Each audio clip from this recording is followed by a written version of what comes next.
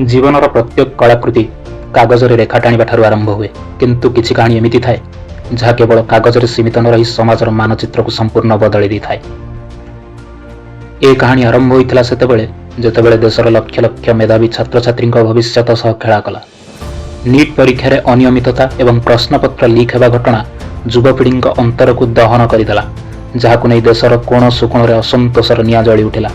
प्रथमे जो असंतोष सोशल मीडिया रे थिला ताहा रास्ता को ओह्लाई आसिला। जेनजी अर्थात आजिर युवपीढ़ी कौनसी राजनैतिक दलर पृष्ठपोषकता बिना केवल निजर अधिकार पाई एकाठी हेले। छात्र मानकर एही शांतपूर्ण प्रतिवाद सरकारक भितरी मूल को दोहलाई देला। आंदोलनर एही झड़ एते शक्तिशाली थिला जे शेषरे शिक्षा मंत्री धर्मेंद्र प्रधान को निज पदरु इस्तीफा देबाकू पड़िला। परिवर्तन केवल विक्षोभरे सीमित रहेनी।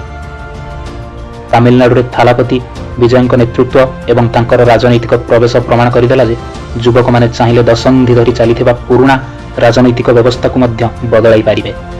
जेतेबेले जने जननेता एवं युवपीढ़ी प्रकृत स्वर एकाठी हुए सेतेबेले शासन व्यवस्था स्वच्छता आसी थाए। जदि आज भारतर प्रत्येक राज्य में एपरी दूरदृष्टि संपन्न एवं युवा केन्द्रिक नेतृत्व तैयारी हुए, तेबे आम देश पुणी थरे तार मूल गौरव और सत्यता को फेरी पाइब।